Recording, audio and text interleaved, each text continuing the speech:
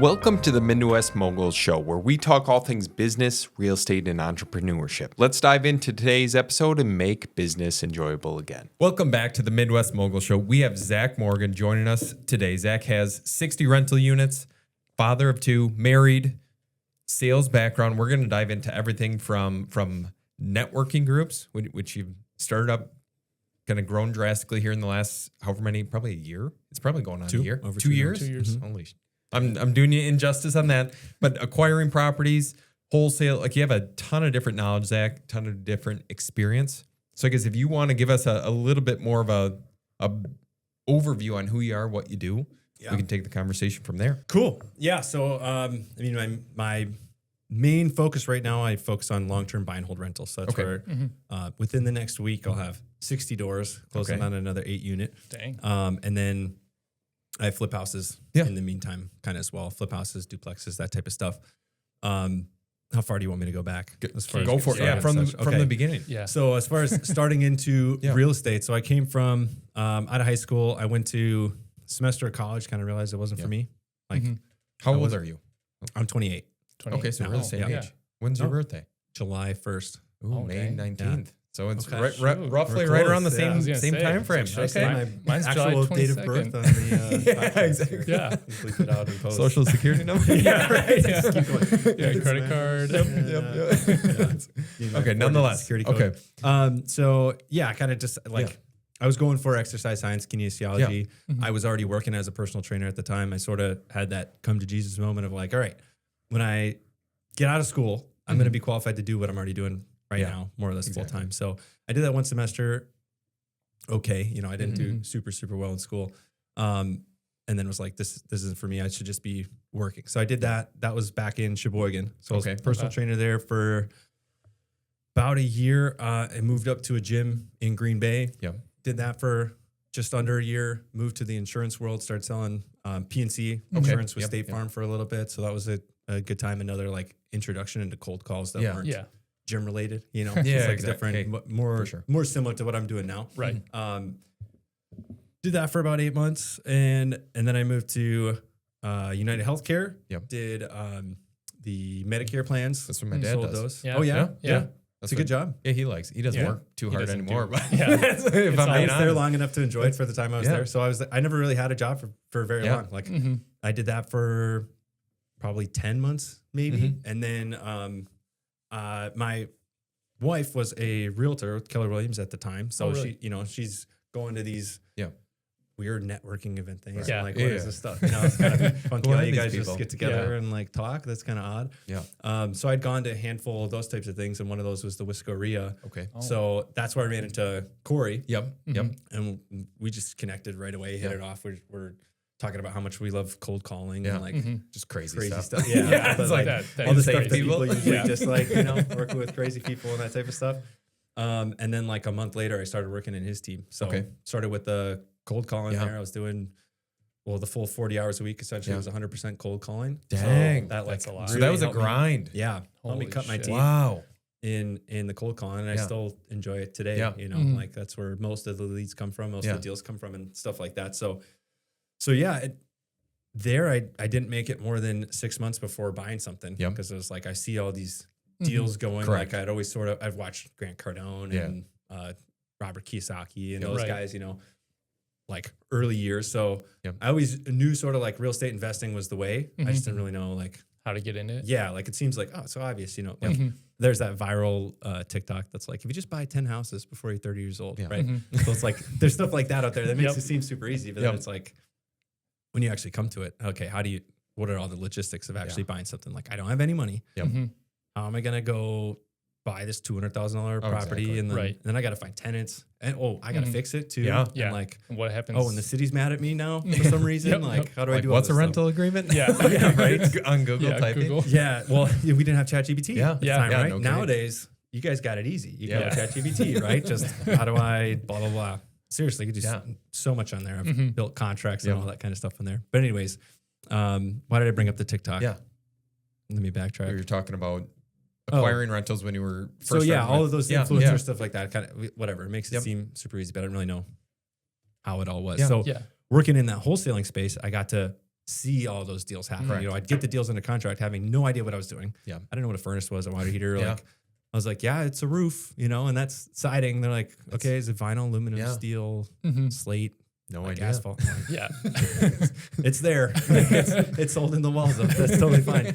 So I got to get a lot of like really quick experience with that type of stuff. So then after 6 months of doing that, we bought our first duplex. Yep. And then that was sort of like the, you know, Yeah, exactly. caught the itch after that and have just been buying them since. That's crazy. Yeah. So when you first jumped into the wholesale space, we'll say, like, obviously you kind of trial by fire in your cold calling, your whatever the lead gen method was to get the deals under contract, but not knowing anything about real estate. How was that experience for you? Like when you're going to meet with these owners or whatever the case is, like for the people that have predispositions on like, hey, I don't know anything, I can't do this. It's like you're a testament to, maybe you had some knowledge, but not a whole heck of a lot from what you just mentioned.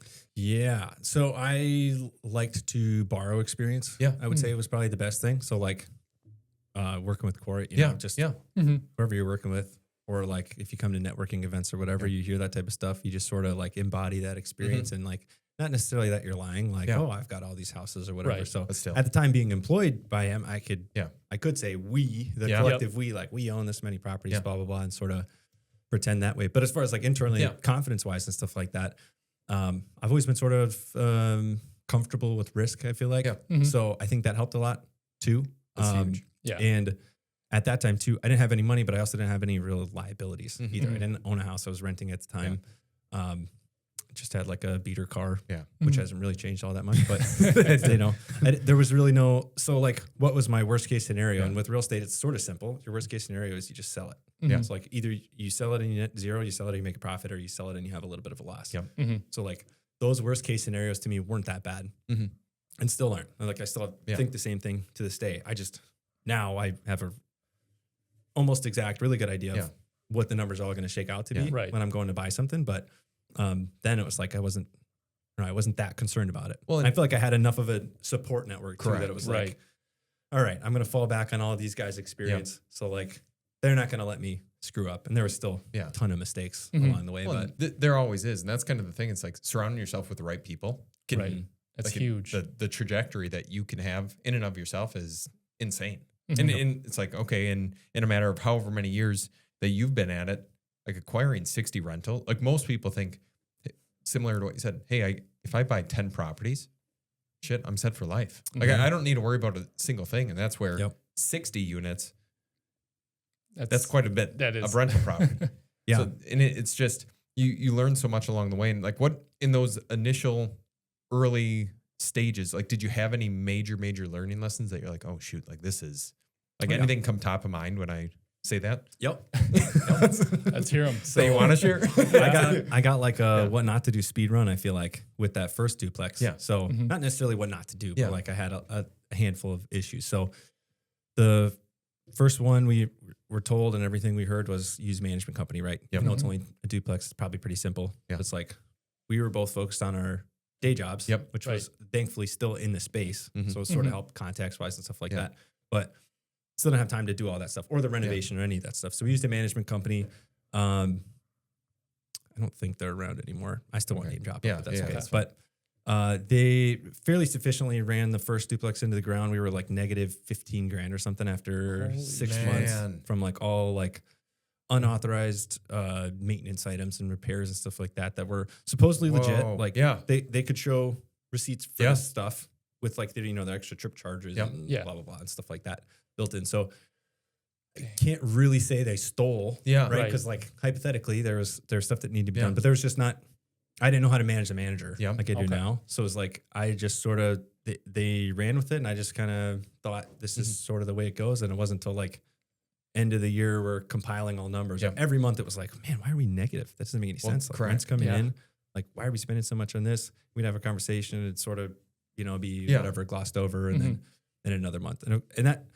Hindsight, that sounds stupid. Like to say like, oh, we looked at the reports and we lost $3,800 our first month, even though there was plenty of rent coming in and there wasn't anything major that happened. It sounds stupid to be like, we just glossed it over. Right. Or else, I think that's a relatable situation to anybody buying stuff when they work full time. It's like, that isn't your full-time thing. So you can't like dive in 100% to all of the logistics and the numbers and stuff like that. So it's sort of like, okay, well, we'll hope it's better next month. We'll work on it, whatever. So that had gone on long enough. So I think we had them for like 6 months and we ended things, found a new management company. And that's who still manages it to this day. So I'll shout them out, Main Street Management out of Green Bay. They've been awesome for all those properties. Yeah. And are you good? Like, because what comes to my mind, like I'm not very good with confrontation, especially like with contractors or business owners or whatever the case is. I try to avoid that. That's what like I have my dad do. Yeah. he loves doing that. Yeah. I'm like, hey, got the hammer. Yeah. Exactly. And he has no remorse whatsoever. So I'm like, hey, go for it. But would you be willing to confront them on like, hey, why is this? Like, of course you ask the questions, but if they told you something, it wasn't just like, okay, whatever, agree, kind of move on. And that's not having necessarily a ton of experience, working a full-time job. Like all those things kind of added into the perfect storm from the sounds of it. Yep. Yeah. So confrontation-wise, I don't think that was a strong suit at the time for sure. Yeah. And it's like partially information. Yeah. And maybe just like you don't know how I deal with Yeah. Didn't know what I was doing. So it's like they might just be right. Yeah. Like I might be in the wrong here. That's fair. Like, and I think everybody sort of has that realization the first few properties, especially of like, everybody's doing this on purpose. Like, what are we doing here? Like, this seems insane. Yep. So yeah, there was never really a hard confrontation, I guess, around that. It was just sort of like, let's part ways. I think they were probably ready for it too. Cause I mean, you go every single month, you're getting called out on every single receipt and ask for what That's it is insane. and what, cause then it got to the point where it's like, I'm hyper analyzing everything. So then it's like, that's annoying for them too, to go through and have to explain themselves in every single thing, even if it was in the wrong. It's kind of like a wash more or less, I guess. Like I didn't know what I was doing on the managing side of managing them. So they were doing what they thought was best. And it wasn't working. So I came to the next management company like, all right, I just got out of a bad breakup. I have trust issues. Like this is how I want to run Make things. me feel good. It's like I gave them kind of a small like leash, I guess, if you're going to say it like that up front. Like you can't spend any of my money over, I think it was like $100. Like anything over $100, call me. Because, and like for the month, not like $100. Like all this stuff adding up 25 times a month. Like anything over that, call me. I want to be involved in it. Like maybe I'll go do it or have somebody go do it or whatever. But like just to have a little bit more control over it while still not managing it myself. So that worked out really good. And now it's to a point where it's really like $1,000. If there's like an individual item, $1,000 or more, that's when I'll usually want to be involved. But from the past, I still get involved in the small stuff too, which I want to be because I want to know what's going on. I still like, even though I still have no desire to self-manage. That's what that's going to be my next question. I still want to be like, I still have that control freak part of me that wants to like, well, you want to touch for it. You want to touch things. You want to see things. So I guess like when it comes to like the biggest difference from the first company you used versus the second, would you say it was just the communication and having that transparency of, okay, what's actually being spent on my properties and having that communication, or what was, I guess, the biggest difference? Yeah, I think the communication is a big piece of it through everything. I mean, I think a lot of conflicts can be resolved if there's just communication up front 100%. on stuff with contractors is a big one, which is another tough situation we've had. But with contractors, the lenders, the management company, even a realtor, if you're working with a realtor or wholesaler or whatever, like that can solve probably 90% of the issues that we run into with this type of stuff. I think that for that big difference was, I think the communication was big, and then just like the mutual goals. So like, I think we probably just had different goals with the specific property. Because like every individual property kind of is like its own business. So like when you have enough of them, it sort of doesn't matter what this one does, right? Like you can have one that goes negative for 6 months and you don't even feel it, because the rest of them sort of eat it up. But they all are still sort of their own individual little things. So if you have, depending on your goals with it, some people's goals are like just to squeeze as much cash flow as possible and like just get by in the most minimal amount of don't fix anything until they move out, basically. And then they usually sell it to people like us. Yeah, that's exactly 20 years. It's like let it run it into the ground and then suck everything out. You look back after all that time and you haven't fixed anything in so long, and it's like, okay, now this thing's like falling apart. Let me call CB Home Solutions. Yeah, exactly. Cash offer. Exactly. Shout out. Website. Have the banner ad run across the screen. Is it going the whole time? Unfortunately not. But good idea. So with that, Zach, like I know you mentioned you have no interest in the self-management side of things. Do you think, like, as the portfolio grows, and I guess the question stems from seeing a lot of the larger property owners in the area, eventually they end up bringing management in-house. Is that something that you foresee at 10 years in the future? Or are you like, hey, for as long as I can have third-party management and they're doing a decent job, let's let it roll?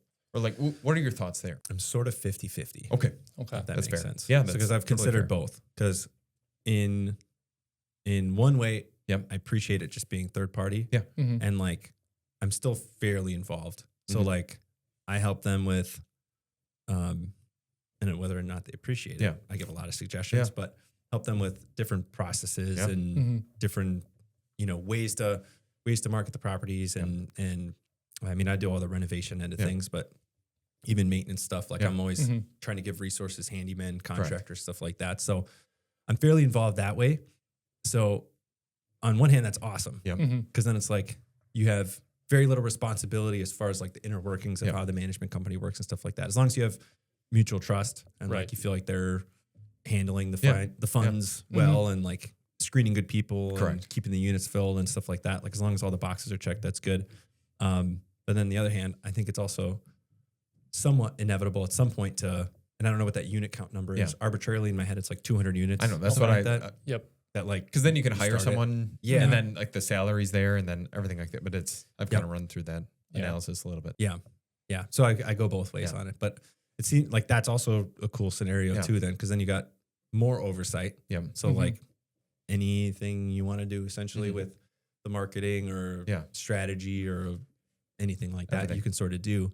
And I think that has pluses and minuses to it as well. Because like you could do stuff that doesn't make sense or like get sued for something because you signed a contract wrong or like whatever. Anything. There's it's like discrimination stuff. There's like the dollar stuff, fee structure stuff that maybe you're not like, there's so much gray area in it too. So on that way, I appreciate like that's their bread and butter. Yeah. They're like rock at that. I'm going to keep doing what I'm awesome at. I love finding stuff, love talking to people, negotiating deals, closing contracts. Yeah. And then I like managing the project, fixing everything up, getting it nice and pretty, and then passing it off and letting them take it and then freeing me up to do that. So So yeah, 50-50. And with that, like, so like, obviously you're slowly but surely building up. I shouldn't even say slowly. You're acquiring a lot of property in a small amount of time.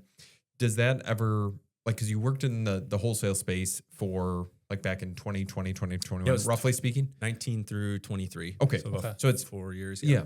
Do you ever have any desire to build up like a wholesaling style business, or is it pretty much just like, hey, the rentals are doing really good, I'll acquire a few flips every now and then, how to market, how to cold call, how to do all that? Like, what, I guess, does that business intrigue you at all or no? Yes and no. Like every strategy in real estate, I think has a place for it. So I think the wholesaling is really strong for like, it's fast money. It's the fastest money you can make in real estate, I think. Just flipping the paper, get a contract, sell the contract. You get paid. You never have to get a lender. You never have to fix anything. Not that it's not hard work. Like I always tell people, like, because wholesaling, I mean, that's like this is the cool side hustle. That type of stuff. Like make like $200,000 on the side. It's like, oh, okay. It's possible. Yeah, exactly. It's super simple, but it's not easy at the Right. same time either. Like it's still a lot. I'd argue probably harder than just buying rentals. Because if you think about like the difficult part of a transaction, a lot of times it's like the amount of people you got to deal with. So, and in the situations that a house that is a good wholesale or a duplex or whatever, more often than not is somebody who's in some sort of pain situationally. So like there's a tough situation going on. So you got to sort of be the mediator, sometimes literally in those situations and sort of fix it. So that part of it is difficult. I do miss that like fast money piece of it. So I've done a handful here and there. I'll get something under contract, and if there's enough margin in it, I'll toss it out. See if someone else wants to pick it up. So as far as like actually scaling that into something on its own, I'm not sure if I want to do all that. Okay. It's an undertaking. Oh, it is. And that's where I look at, like Joe and I have, like we've had plenty of podcasts now and then even conversations outside of this that, like for me, I always think, okay, is it worth scaling up a business and having a bunch of employees on the wholesale flipping side? Because I think you get to a certain threshold And not necessarily that it's diminishing returns, but you're capped at a certain amount versus you start acquiring rental properties. And it's like, well, if you have third party management, then it just depends on how much you can finance, how much you can take on for a renovation. But you can keep building and building off of that, and it just keeps growing and growing. And then you have some growing pains, but not like a wholesaler or flipping business. Right. And that's where in my mind. In the transactional businesses, you're sort of limited, by time. Without, like how many without you a can doubt. do. There's no residual. Right. So with the rentals, it's like, I forget I heard a quote that's like, once you buy 7, they start buying themselves. And I kind of felt that. Once I had 7 properties, it was like much easier to buy that 8th one. Yeah. Okay. Just probably from a, experience and then reputation standpoint with the banks and stuff like that. And you just know a little bit more. Like it just becomes a little bit simpler. So as far as like the one I like the most, it's the rentals. That's what I've put the most time into. I think it makes the most sense for like a long-term strategy for sure. But there's not always like the short-term cash flow either at the same time. People want to, go buy a handful of rentals and quit their job. It's like, I don't know if you should do that. I would probably advise against it. It's definitely a long-term strategy. Like it's not a get rich quick type of thing. It's get rich for sure. If you do it right. Without a doubt. Hold it for the long term. And 20 years from now, you're not going to regret it. But It's not like you it can. keeps getting sweeter with time because like the debt pay down keeps going, your equity keeps going up. You get appreciation, you get depreciation for your taxes, which is insane. And then you get the debt keeps going down. So if you like close your eyes and open them in 20 years, you can be like, well, I got a few $1 million sitting there. Just kind of cool. And do you, I was thinking of, go ahead. I got a quick question. This one. So when it comes to the rental properties, and kind of curious on what you have currently right now, do you have more like duplexes, single families? Is there a specific type of property that you have seen like is more, I guess, beneficial for your style and what your goals are for the future? Yeah. So starting out, it was all duplexes for the most part, upper lower duplexes. Those were the most accessible, cheapest to buy. Cash flow probably a little bit better. Still cash flow the best, I would say. Like if you're going out there to look for something, I think like a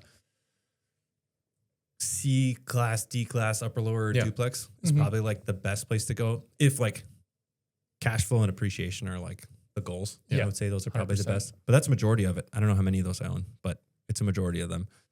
In the last 2 years, I've been moving towards 4 and up, ideally commercial. So I got my first commercial last year at 8 unit.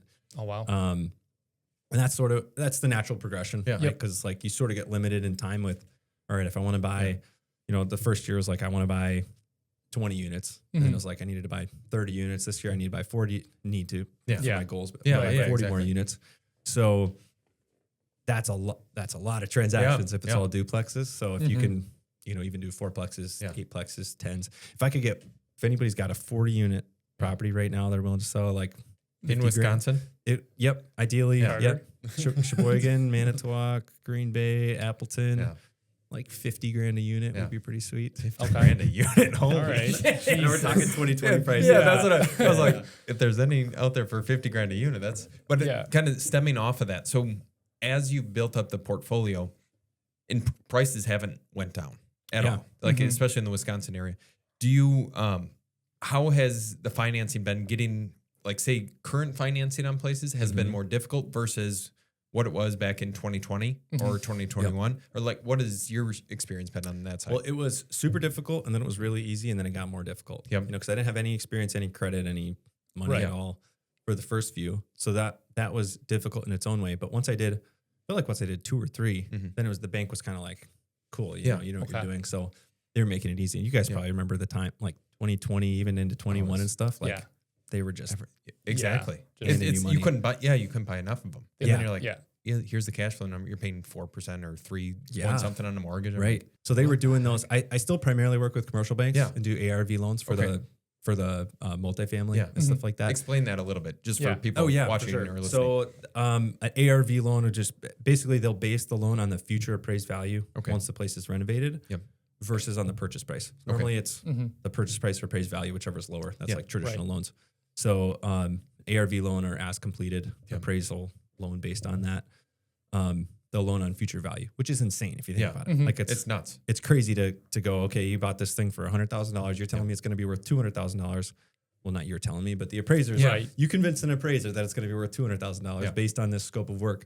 We'll lend you based on that. Mm-hmm. And then that's what they base the entire loan off of. So like super cool program for Mm-hmm. investors. Like I don't think any of us would be able to. No, I know. No, That's how I we would not built be able ours. to accumulate Yeah. what I've had without basing that off of future appreciation or appraisal. Yeah. But obviously you got to get it there then. Mm-hmm. You know, you got to actually do the renovations. You got to get it to appraise out at that number Mm-hmm. and then keep the loan out. So is that enough detail on Yeah, that? that's Yeah. perfect. Yeah, it's totally perfect. Because there's like a handful of ways you can do it. Yeah. Obviously, like burst strategy. That's kind of how I've preferred to do the Okay. burst strategy. Okay. Is like with one lender Yep. doing the initial purchase with the ARV loan, Mhm. and then terming it out at the end of Yeah. that, Mm-hmm. and then waiting. It's usually a 5-year arm, so I'll wait Yeah. 5 years and then Refi. That's refi. the word. But Yeah. I have my first one due for refi like next spring. Okay. Oh, So, dang. yeah, so it's I'm still because the first few were hard money and then refied Yeah. under my personal name. I didn't have an Okay. LLC at the time, so they're 30-year okay. fixed. That's so what- I don't have to worry about those as much. with that, like the first few, because you said that was difficult. Because Yeah. it's like, okay, how did your because does your wife work full time? Is she a stay-at-home mom now, or what? Yep. Okay. She's mom. So Yep. it's with it. Was she working full time, or did you guys own those together, or how did that work for the first few? Like, did you use some of her income, your income, kind of mash it together? Yeah. Or? So we Yeah. both worked the same company, the wholesaling company. Okay. Okay. So That's easy. yeah, so that was Yeah, I was simple gonna enough. say, yeah. We were both doing it. Yeah. So it made sort of off topic, but Yeah. it made those decisions for like buying stuff really easy. Because Okay. I talked to a Yeah. lot of guys who have a hard time with that. Like, Yep. I want to buy rentals. I can't convince my wife it's a good That's idea. exactly Like, it. Yeah. It's, and it's like, yeah, when you write it down on paper, like Yeah. it seems crazy a little bit. Like, hey, Yeah. we're gonna pay a lot of money for this real Yeah. dump Yeah. right now. Like it looks awful, but like then we're gonna put like 50 grand Yeah. into it, Mhm. and then like trust me, bro, it'll be worth It this sounds much. so idiotic. It'll make Yeah. sense. Like and then we're gonna make $100 plus every Per month. month. Yep. Per month, maybe. But in 20 years, Yeah. it's good. yeah, Yeah. we'll make $100 a month hypothetically. The first is gonna go out Yeah. year Yeah. one, so we'll be Right. negative Yep. till like year or month 18. Yep. And then it'll finally be positive again. So like it sounds kind of nuts. So we Yeah, had that's that funny. the buy-in and stuff right away. Yeah. But yeah, we both had the income at the time. Okay. So as far as like loan approval and stuff, Yeah. that wasn't too difficult. I mean, I was 100% commission. Yep. So that's always that's A always little tough. bit And it's not like they could go back and see, oh, your job Right. history, whatever. Because I never Yeah. kept anything for more than a year. Yeah. I was always like sort of hopping around jobs, and they were always 100% commission. So I wasn't a good like Yeah. credit profile Yeah. at Right. the time, you know. So Yep. like High lend risk. on. High risk. Yeah. So Yeah. to say. Like he doesn't make regular Yeah. income, and Yeah. he's never been anywhere for 2 years. Yeah. So, so yeah, that was difficult at first, Yeah. but so much of the commercial lending with real estate is like relationship based. You know, it's Without like a doubt. how well the lender knows you and like your track record of experience and stuff. So then it makes those loans make sense that maybe otherwise wouldn't. Yeah. Like like big banks maybe wouldn't. Yeah. Take a look at it, but you can get the local place Yeah. who's got a relationship to do it for you. Mhm. So that's big for the ARV loans in particular, because a lot of I talk to people who talk to the same banks I talk to, Yeah. and they're like, "Oh yeah, they said they don't do those programs." I'm like, Yeah, exactly. Mm. 10 of them right now. Yeah. With, they're doing them right now. So the relationship matters. Like Oh, it's huge. Yeah. you probably get a bad deal as far as a loan goes on like Yeah. your first handful, I Yeah. would say. Mhm. And then the door's sort of open Yeah. to the better stuff once your risk is sort Yeah. of assessed. Mhm. But yeah, so it was difficult. It got real easy after a little bit of Yeah. experience, and then just the time that we were in, like Mhm. 2020, 21, it seemed like they were just giving money away. I mean, I know. we had banks with those ARV loans. Yeah. So how they do it now is, okay, they'll base the loan, let's say between 70 and 80% of Yeah. that after repair value once it's fixed up, shiny and pretty, Yeah. smells nice. This is what it'll be worth. They give you 70 to 80% as like your total loan. Yeah. And then you fit your rehab scope in there. So let's say you got 50 grand saved up for rehab. They hold all that now. That's Yeah. how they do it. They hold all that, and then they usually won't cash you out anything. Like you're lucky if you can buy it with no money down. Correct. Yeah. That's best case scenario. But at the time, they would do like not all of them, but I had a handful that would do the 80% ARV loan. You got 50 grand in repairs and whatever. There's a little bit of slosh in Yeah. between there. You'd close and just get a check for 50 That was grand. insane. Wasn't that insane? It was like That was I just robbed the bank. Yeah. Like legally. yeah, Yeah, exactly. They offered it. Exactly. Yep. Here's your check. You go You know, ideally you go put the money in the bank Yeah. and then you actually spend that on repairs. Mhm. Obviously, not enough people Yeah. did that because they had to stop doing that. I think And then enough it was on people a draw just were like, structure. Yeah. sweet, I just got a check. Like, I don't need to renovate. You know, we'll just keep tenants in that here. was And nuts. That Yeah. was, I totally forgot that they were doing that. yeah. And then it's, because they would cut you a check for like the difference on, Yeah. like say the loan amount was 150 and your initial purchase was 100,000. Yep. It's like you would get the check for 50 grand at Yep. closing. And then it's like, oh shoot. Yeah. And Like, obviously, go renovate it. Yeah. I know. Make it nice. We'll hope it appraises out in Right. 6 months. Yeah, that's Yeah, that- freaking that is crazy. insane. I forgot Yeah. that they did that. Yep. Just trusting that you put it in Yeah. a bank account and you never take from it for anything else. It's like, that's insane. Once. Yeah. Yep. That's- So obviously people yeah, did. exactly. Yeah. And I don't Then even it's- know that it was, I'm sure there was malicious people. Yeah. Who Oh, of course. took There- it and there just always used it is. for life Yeah. expenses or whatever Yep. and just kept the dumpy property and then Yep. they had to figure that out. Maybe got foreclosed on Yep. or whatever. I think of a lot of it too is just like if you didn't have really strong systems and processes and how to do that stuff, and then you have all the money, like it's real easy to overspend on Oh, stuff. yeah. It's really easy to overflip something, Yeah. to spend too much on it. Cause Yep. you know, we're all on the internet. We see people's Instagrams and Mhm. Facebooks and what everybody's renovating and Yeah. HGTV stuff and Oh whatever. my like, God. Yeah. it's hard not to try to match that Yep. and overspend. And even doing a like kind, Yeah. like you can do 2 renovations that look exactly the same and spend 50% more on Yeah. one of them just Mhm. by choice of materials and course. who installs Contractors, it. yeah. And contractors. Yep. All that stuff. So And it's, you're just Interesting. learning along the way. And there's so many learning lessons. That's why I even think on like some of the projects that might not have turned out as well, whether we Mhm. lost money or broke even or whatever. I'm like, well, I'll chalk it up to a learning lesson and Yep. just make sure not to make that same exact mistake in the future Yep. because it's vital. And we have a project right now that's just, it's nightmare. And it's, my brother's actually up there. He We're is? completely done. Yeah. He's Oh. up in, so we have a place in Wausau. We've had it since September of 23. If you can imagine that. It's a flip house. It's a flip flip. house. Yeah, it's not a rental. Yeah. So Super it's a terrible nice. project. The house is actually, it's a really nice now, nice- of nice course. house. I would expect it I to would be hope after. it would. Yeah. Yeah. So would I. But that's the one that I'm like, okay, we had city issues, contractor issues, overspending. But with that, like we're still doing projects besides that. And Mhm. thankfully, because otherwise something like that could essentially bleed you dry Yeah. Mhm. if you're not prepared for it. And there's just so many strange things. I think the house is cursed, if I'm being honest with you, because we were completely done under contract to sell. Oh, Basement got a little bit of water and the sump pump failed. Mm. yeah. I'm like, and then the buyers backed out. I'm Ooh. like, this is Yeah. like worst case scenario. And Yeah. it was actually going to be closing next week, but so be it. So we're relisting it next week now Mm-hmm. after. Well, it's taking good it's care at of that everything. point at least. Hey, It's not exactly. like you're still renovating So like stuff. Yeah, but with at that this and point. I know it's just you run into those experiences, and that's why I think it's so valuable. Even if a project doesn't go as planned, gain something from it, move on to the Yeah. next one, Yeah. and kind of keep it churning. And it always sucks spending more money, especially if you're not like making as much Mhm. as you once Mhm. thought. And it's like, okay, whether it's putting marketing out or buying other projects or whatever the case is, and thinking of the long term Yeah. in that sense. But now with like say you're acquiring larger apartment buildings, Mhm. do you still find and I don't know what terms you're getting on loans or whatever the case is, but do you find that just the acquisition cost has to be so low in order to make those ARV loan works, or what have you found to basically make the numbers work? Because Curious on that. on my side, I always think about it from, hey, if we can get seller financing, then we can probably make it work. Mhm. Yep. But if we can't, the loans are just a little bit tough from what I've been looking at, and we're Yeah. not really targeting them. So Yeah. And so I have the 1.8 unit. Yeah. So, well, I'll speak from that experience. And that deal I got in a package of a portfolio of properties. I bought a landlord out. Okay. He owned these things Okay. for like 37 years. I bought everything he owned. that's sweet. So it wasn't so much of like an analysis on that Yep. property, if that makes Yeah, sense. yeah. Mhm. Like he wanted to net this much money, Mhm. and I got to allocate what part of the Oh, purchase that's price cool. went to which property, which made That's it a little huge. easier. Yeah, that's Mhm. huge. Because I got to sort of weight towards what I know would, like fourplexes, for Yeah. example, like are worth more per unit Yep. than Mhm. commercial typically. Yeah. Right. Just being residential still, but having the amount of units. So like I sort of weighted those a little bit to where I knew those would appraise out Yep. enough to still make those make sense. Mhm. And then the duplexes in the portfolio, like knew where to put those so that the 8plex, it was 300 grand that I bought it for, which is like Dang.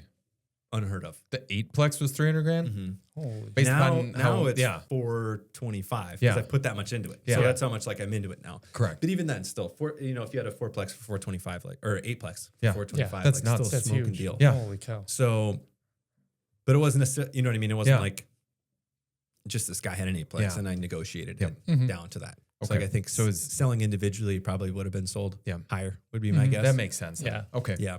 Just to be honest, not that I want to be Well, like, hey, oh, no, yeah, but that's no. still, it's, But follow my it's process. a huge win though. You know? Because it's Yeah. like, well, and that's kind of the courage it takes to buy an entire portfolio. Mhm. Mhm. Like That's- that takes some cojones. Yeah. It does. Like I don't know if Yeah. I would be. I'd never done that Yeah. before. And I had like, so I had 30 units at the start of last Yep. year. And my goal was to get to 50. Yep. And I was like, that was twice as many units as I had bought the year prior. Yep. I've sort of been like doubling the Yep. amount of units I need to purchase the Mhm. year prior to Yep. get to the next goal, Yep. more or Right. less. And I talked to this cold call, Yeah. talked to Mhm. the dude, and I called him about one of the duplexes. I had no Yeah. idea what else he owned. You know, Yeah. it's just like whatever comes up on the marketing list. Mhm.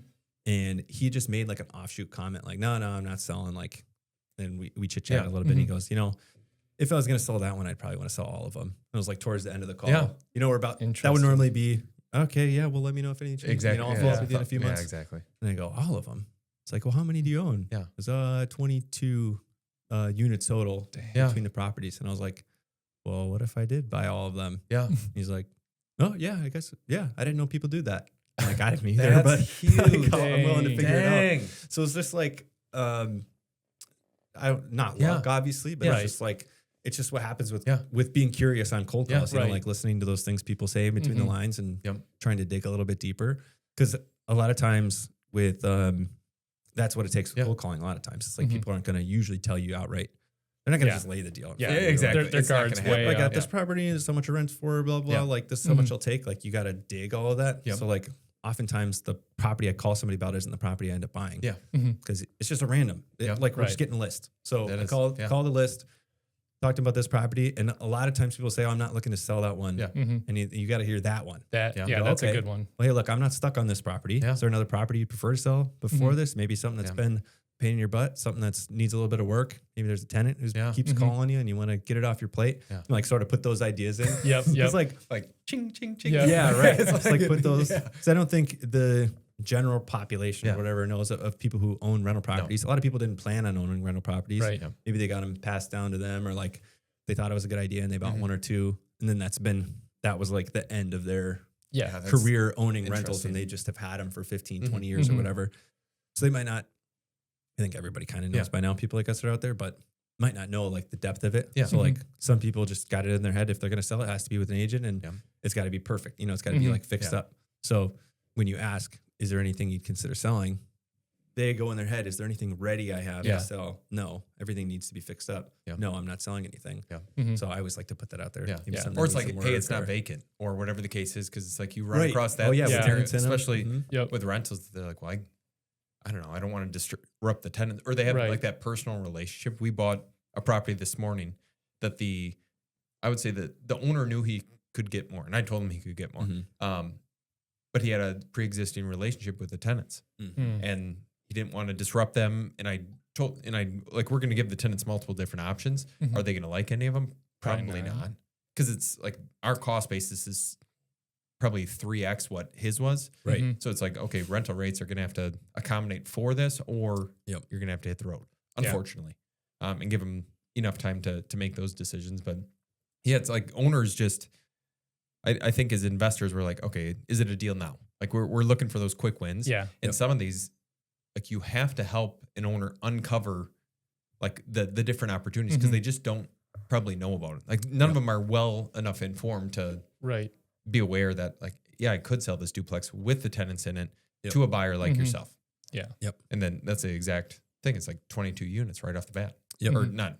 That's putting it 22. Yeah, I was lightly. gonna say that. Yeah, You right. put plenty of Just like work that. in to get those, Yeah. but Yeah. still, And, that's crazy. like, Yeah, and if they even- were, sorry Yeah. to cut you off, I was- but if they go on. were that informed, Yeah. they probably wouldn't be talking to us, right? Yes. They Hey, would've- exactly. They would have sold Exactly. it a long time Yeah. ago or something Mhm. like that. So yeah, Yeah. that's the biggest thing. And even like I just always go the route of like asking like, okay, well, is there any like property that's causing you a lot of problems or issues? Yeah. Like, Mhm. is there any tenants that are just like really bugging you and you're just getting sick of it, like, would you be interested in selling maybe that property and just starting with like the lowest one on their list that they absolutely hate and would probably be willing to sell at a deeper discount or having issues, and then at least you have your foot in the door, and then you're like, by the way, is there any other properties that you might want to sell in the next year or two, and then keeping that, you know, connection with them. It's huge. Yeah. And That's sort of get that slow drip. Yeah, exactly. Someone who wants to sell over time. And that's the other back end of it that we don't often think about is like the tax implications that they deal with. Yes. That's where like creative financing and stuff like that can come into. But like if they've owned these things, the archetype of a property that makes sense for us is something that's been basically depreciated out. Yeah. They haven't really put a bunch into it. They've sort of squeezed it dry for 20, 30 years. Right. And now they want to dump it. So it needs all this stuff, but they're also like, they're going to be hit with a huge capital gain hit. So a lot of times they want to do that kind of 1 a year type of thing. Yes. So, And it's just keeping that relationship. That's why I think like a good business practice, like, hey, it's never going to really hurt you if you're friendly to people, if you're kind, if you're sincere, if you're not hiding anything. That's where it's like, okay, well now, I don't know if it necessarily leads to referral business, but possibly repeat customers. Right. Yeah. That's where it's like we were talking before the podcast, buying multiple properties from a single individual, and like you had an experience with that, but probably not the greatest. But regardless, it's still it still allowed you to do it. Yeah. It's like, would they have come back to you if that wasn't the case? I don't know. Maybe I have learned enough from those two to have a few cautions. Yep. Because people sort of like malicious or not, they'll kind of try to get you. Be like, well, look, I got 20 properties, right? Oh, exactly. Yeah, exactly. Let's do this one, but I need this for it. Yep. Next year, we'll get you another one. We'll get a little bit better deal, right? That's sort of how they paint it out. Exactly. You're never buying another property. No. That's just how those go all the yeah. time. So I always treat it like whatever the deal is, this is the only deal. Correct. So whether or not we can stay in touch and reconnect next year to buy another one, cool. More than happy to. Would love to. But like, this is the deal that I have to have for now. sure. So I've seen enough people like buy one, they overpaid a little bit, and maybe it wasn't as good a deal as they thought it was, in the hopes of buying more. And then you follow up and the guy's like, oh no, I just sold them. Someone came and bought all of them. Bought them, or I just listed them or whatever, you know. Yeah. You're better off reversing it and give me the, like, let's get a good deal here that works for me. Yeah, then we'll pay you more. Then I'm willing to keep on paying a little bit more on you. Like, once we get to the last one, I'll pay, you know, Uno reverse even card over. on them. Yeah, exactly. Yeah. How about I pay less for this one? Yeah. And I'll pay you more the next time. Right. That's good. I might flip that around. On someone next That's time. smart. Yeah, It is good. Just bring that out. I haven't heard that. That would sort of reveal their like Intentions. the like the fallacy sort of in their argument of like, 100%. well, let's do I need a little bit more on this one, and the next one I'll give you a better deal. If you just flip it back on them, they can kind of see. And it gives that's them an kind of incentive ridiculous to come back to you because If it ever they happens. will start getting a better deal. But So Because I've had that a handful of times where, you know, I've bought one or two, and then it should be time for the next one, and now it's just not a deal. Or we end up, you know, we can't make the deal. Yeah. Exactly. And then it falls apart, and then you're like, oh, I paid whatever 5% too much for this first one. So like in the last 2 years, you started the Caffeine and Cashflow meetup here in Northeast Wisconsin. Well, pretty much the greater part of Wisconsin at this point. What stemmed you to want to do that? And where did that idea come from? Yeah. So a handful of things. I started at a time, so I left my job to do this stuff full time. So I'd done the first one, I think, before I left. But so as far as that side of it goes, when you go from working a job to being self-employed, Right. very cool. Yeah. A lot of people's goals. It's super lonely. And I don't think anybody really talks about that part of it. Sucks. Like, That's why Joe's there. right. It makes, I mean, a lot of people partner up or very true. You know, you hire people and stuff like that, which is a natural part of growing a business, but it's part of that. It is it lonely. too. Yeah. So it's like I was doing it on my my wife and I do it together, but still like that other interaction with other people outside of the house. Yeah. Like, you kind of forget how to talk It's to like people I after a little bit. going stir crazy almost. Yep. Like I need to just go to a coffee shop because I need to see other faces. Yep. Like, Yep. So that was a small piece of it, I'll say. Networking has always been huge for me. I mean, I met who ended up being my boss and mentor, just networking. We happened to meet each other, and then we worked together for 4 years, built it. Awesome Crazy. stuff together. So like all that's from networking.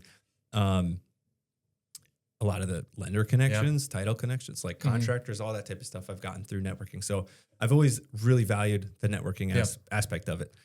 And And then as far as like how I wanted to do it, I wanted something that didn't have speakers, didn't have sponsors, didn't have a slant towards whatever with it. Because there's enough of those, not because I don't value those things necessarily, but it's like I agree with you. The other groups are awesome. Right. So I didn't necessarily want to create something that was going to be competitive towards those, because I feel like they're fulfilling that need in the market already. And I wanted something in the morning for a few reasons. First of all, I'm way more of a coffee guy than any kind of alcohol guy. I got young kids, so like I'm not leaving the house past 6 o'clock. Like we're doing dinner, we're doing baths, we're doing bedtimes. Like it's going to be you'll be real hard pressed to get me to miss that stuff for some real estate thing I'm really excited about. And then because it's in the morning, it's only people who are doing this thing full time who can really make it 9 times out of 10. So without like having a high fee or purposefully excluding anybody, we're getting to sort of get that in the room. By having it 9 to 10:30 a.m. Most people are at work who are like, there's a lot of great, super successful investors who still keep their day jobs. And I encourage that a lot of times too. You'll just have to catch us in the evening, you know? Exactly. This group is just for, and it's like kind of a behind the scenes joke. Like we were in Appleton this morning. We had somebody who was like, I'm leaving my job next Friday, and everybody's cheering. Oh my God. Sort of behind the scenes, everybody's sort of like, all right, we're all going for doing this thing full time. But it creates a cool room of like, you gotta either have nothing going on or like a ton going on to be doing it full time for yourself and be networking and stuff. So it's been a lot of cool connections. There's always like money flowing, deals flowing, that type of stuff. Right. So it's grown so significantly. And that's where it's like just the power of a network is incredible. And then like being the head of that growth, it's like, okay, well, knowledge, expert, so on and so forth. You can go through all these titles that people would think, but it has to help with credibility in some way, shape, or form. 100%. It's like, oh, have you heard of Zach or whatever the case is? It's like, hey, I was just talking to him this last Thursday or whatever the case. So I feel like that deal flow has been referrals wise. It's just been great because like I did purposely set it up in a way I didn't want to be like whatever, like influencer type of guy leading. Like I didn't want people to come to it to meet me. Right. I was like, I'm doing my own thing. I want a room of people who are way smarter than me doing this stuff who I can also learn. Like I'm not here to be like, okay, come to the Zach show. Exactly. I'll teach you guys how to do real estate, you know? So I think that's worked. Yeah. I mean, I still get like the credit as far as like people just know that I started it and run it and that type of stuff. So I get a lot of the referrals and stuff like that because of that. But I'm constantly meeting new people who don't know who I am, which is awesome to me. That's like my favorite. Well, it's growing organically then. It's like, hey, it's not because of my word of mouth. It's because everyone else is coming to the same meetings and now they're telling people to come because they get some sort of value or joy or expertise from it. Yeah. Yep. So then like a lot of people who are coming and then inviting other people. So then the group's just growing sort of organically, you know, without me having to do a whole lot. I run the Facebook group and I put the events out and stuff like that, but that's pretty much it. We don't, it's pretty like minor. No advertising, and then with no sponsors, it's not going out to other people's things. So it's like only if people are finding value in it, are they inviting other people? Ideally. Yeah, exactly. Inviting other people who are also going to bring value and find value in that type of stuff. So yeah, it's been cool. Yeah. It's Caffeine Cashflow. If anybody wants to check it out. And Thursdays. Where are the locations? So we do Green Bay, Appleton. Let me do it in order. Sheboygan, Watertown, Green Bay, Appleton, Milwaukee. That's in order throughout the month. So every week of the month. There's one to go to. Watertown and Green Bay are in the same week. I want to say, second week of the month. So it's all of them but Watertown on Thursday mornings, 9 to 10:30. Yeah. So and that's all in the Facebook group. We change locations very rarely, but every once in a while if there's a better space. Like we changed the Appleton location. How'd that go today? Awesome. Was it? Yeah. Huge group too, which always helps. That's awesome. That's pretty sweet. But the new location was cool too. Okay. Yeah, the Realty One building. They have a nice open space. It's right next door to office. That's right. Yeah. Oh yeah, that's your office. I'm like, I've only been your in office there is great. By the way. Yeah, I've only been in there a handful of times. So your desk has a lot of there's dust. dust. Yeah, the upstairs. I mean, it's pretty all cool. open It's built out. Yeah. Yeah. I know Michelle did. We run into great the job. same issues as we do everywhere, which is like noise. You know, Of like course. we got and I'm bad at judging sizes of crowds. I'd say there's maybe 35 people, something like that. Yeah. In there today. But then it just gets loud and everyone's Yeah. talking. And then it's like, Right. Because it's not organized. Yeah. I mean, Yeah. the way that like we'll do the circle, obviously ahead of time, everybody just runs through, here's my name, here's what I do, that type of stuff. And that's like one of my favorite parts besides meeting new people, just going around and hearing like, first of all, there's so many different arms of this real estate thing that we all do. Like there's the long-term rental, short-term rental, flip people, sell people, and then every supporting piece of that, the management people, the insurance people, the financing people, like all of that stuff. There's contractors in there. Normally my sort of like pitch for it sometimes is like you could create a whole real estate business in that room, no matter which meeting you go to. No kidding. Because there's like pretty much, there was, I think, contractors today too. Yeah. Like, Oh, really? Yeah. The deal finders, there's the finance people, the insurance people. Lenders. Yeah, there's everything there. So it's like, there's no excuse. And deals to be shared. There's 3 wholesalers. Yeah. So they all had deals. Yeah. So it's like you could go take your pick. I know. I want this deal, whatever. Who can raise your hand, who can Right. finance it. Have a lender in there. Exactly. Yeah. Who's going to insure it and all that stuff. Yeah. And I think people discount the fact that relationships are everything. And it's the more relationships, and even in the last year, however long, I don't know how long we've been doing this. But like that, how one person knows the next person, and then it keeps leading down this path. Yep. And that's what I think with the Caffeine and Cashflow, you're building up this vast network, and it all, of course, eventually ties back into you. But then it's like, okay, well, they can reference one another, and it's like, yeah, Zach seems like a pretty stand-up guy. Like, you always in side conversations, and I'm not specifically stating you, but people ask questions about like, hey, is so and so a good person? I'm like, well, in my experience, yes. And that would be no different in any of those. And if you keep putting out goodwill into the marketplace, I think it comes back tenfold. Yeah, exactly. And do you see it? Like, what is the end goal with it? Just kind of continually build it, or what do you have hopes for on that side? If there is anything, that's what I'm just. I like where it's going right now. Yeah. So I don't really know. Okay. Yeah. That's fair. I think the groups that we have to continue to grow. I've had a handful of people sort of copy and paste the format elsewhere. North Carolina, I think. Oh, really? A friend of mine Yeah. on That's Facebook sweet. wanted to do it. So they started their own Facebook group versus sort of like tying off the one. Okay. Because like I think the proximity of the network is powerful too. Yeah. And like we're already spread pretty wide. Yeah. Green Bay to Milwaukee and Yeah, it's Watertown huge. and Yeah. points in between and stuff. So like there's enough mix between that like insurers, lenders, even wholesalers, rehab people, like management will all sort of work with sort of all of those for the most part between them. I think if we start going outside other states that are part of the same thing. So yeah, to answer the question, I'm not 100% sure. I can see it expanding to more groups for sure. I don't know about more groups like in state unless we had one up in Madison for like 2 weeks and didn't work out. Yeah. There just wasn't A lot of people. Yeah, not a ton of people, and I never went to it. So I've sort of set them up in a way that like each one I established sort of a leader for it. And then that way, if I can't make it, I'm not scrambling to get somebody there. And they also don't have to, it's another way of sort of separating. They don't necessarily have to know about me, go network with everybody else there. So that one I hadn't made it to, and apparently people just, I don't know, aren't as willing to share strategies or something. Surprised me. Yeah. Yeah, I know every market is a little That is different. Like odd. I definitely feel Appleton, Green Bay, Sheboygan, like those meetups, everybody's pretty open. There's stuff that like I'm pretty open with just about everything. Oh, exactly. Like, I'm not going to give you like my main guy, Yeah, to right, renovate stuff. Like that's something I'll probably hold, but like materials and my lenders and like whatever strategy type stuff. Like I think sharing that doesn't take away from me doing it. And it also helps me probably do it a little bit better. Correct.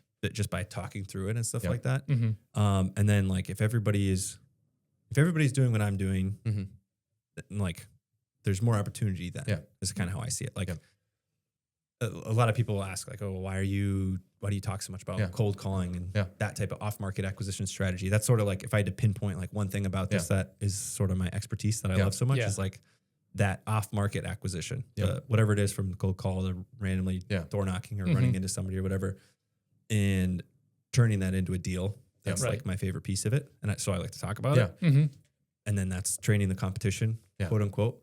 But it's like, if I, hypothetically teach you that, right?